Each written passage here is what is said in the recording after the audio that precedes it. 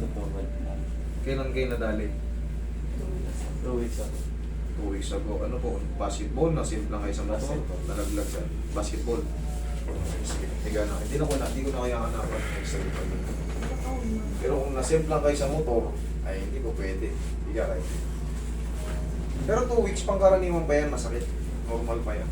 Pag sa tuhod. Pero kung tapilok, pag normal na tapilok dito sa mas maliit na joint, duration niya 2 weeks. Kailangan medyo recover na. Pero pag sa tuhod, mas malaki to eh. Pwede ba? Ganon. Hindi ko man siya tapos kumalik. Napilipit, naramdaman mo gumalaw? Oo. Gumanon? Naku po, ang laki nito. Wala. Ito. Eh, nararamdaman mo? Ang tawag dito is lax o yung mga extended ligaments. Ibig sabihin yan, may pilay ka na dati. Tapos, nakagalingan, humilom, yung dating, sabihin natin ganito, na maga, napilay ka dati. Kumbaga, hindi mo pinaayos, gumaling, humupa, kaso hindi na siya perfect talagang ganito. Meron na siyang tinatawag ng mga extended na ligaments. Ngayon, syempre, napilay ka na naman ulit. Makakaramdam ka rin, pag naipit yan kasi sa gitna, ito, yan. Pag naipit yan, yung tuhod mo parang pinalo. Walang lakas. Para kang bumigay na ano. Para kang bumigay na sa... Para kang tinibang saging. Ang laki, no? Pero yan, iniiwas-iwas lang naman yan. Iniiwas lang yan para matanggal sa pagkaipit. Wala.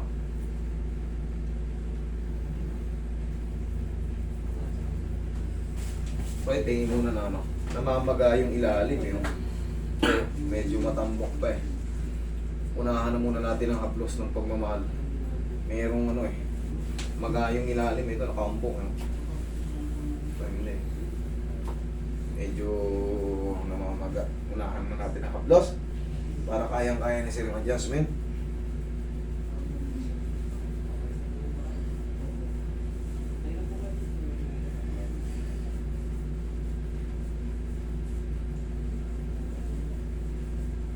Dati na rin kasi sa na gano'n. Pero parang hindi ko alam na lang to.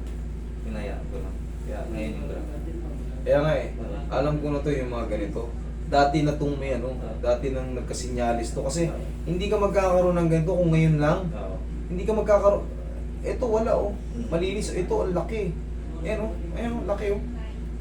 Kasi Kita mo sinasabi agad. ko kay Mrs. dati pag nagsasala kami. Hindi ako Madidiinan yan. Oo, madidiinan. Iipit yun. Eh, no? Laki yan. Siyempre, pag nagsala ka, Yan sa correct. okay, makukompress nito yun. Pagka, no? Pero siyempre, pagka, yan, katulad, magsasala kayo, pag mag-ano na kayo, yung iba, kasi nag-Saudi rin ako eh. Yung ibang may mga injury sa ano, eh, nasa upuan lang, basta, siyempre, naintindihan naman ni Alayan eh, na injury kayo.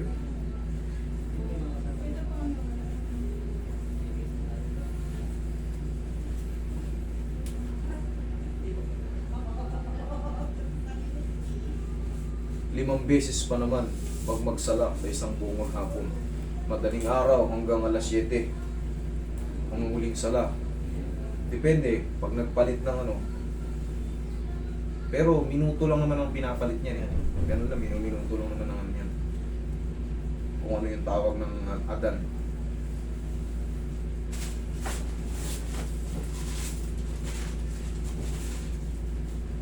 Relax lang. Yan.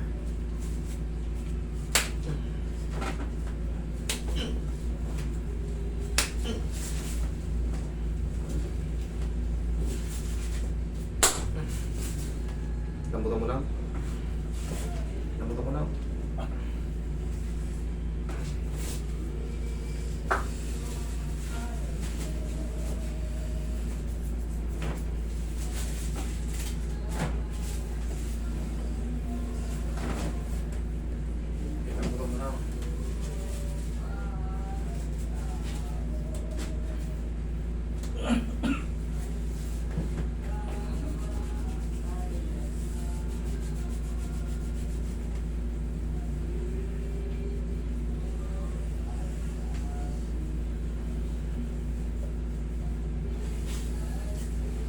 Sakit ba?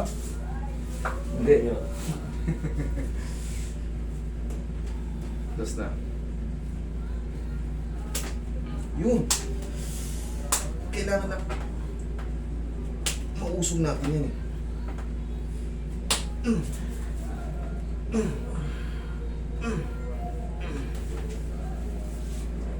Kailangan may balik natin yung pagkapilipi.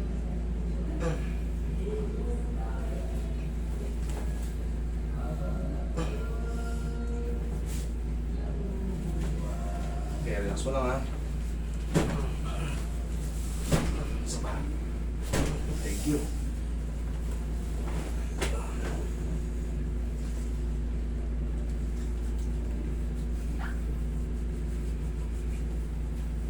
Weeks. Gusto mo? Tignan mo kung mas bearable na siya.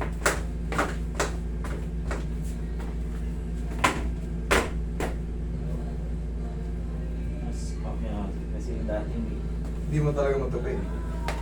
Ngayon, natanggal na yung ano yan, pagkaipit. Pero yung namamaga sa loob, nandyan pa. Nandyan pa. Mas gumanda yung paramdam mo. Mas okay siya. Kasi yung dati hindi. Okay. Yun lang, hayaan mo na munang. Hindi siya. Hayaan mo na. Sakit. Hanggang ganyan lang. Pero ngayon, mas naiipit. Okay.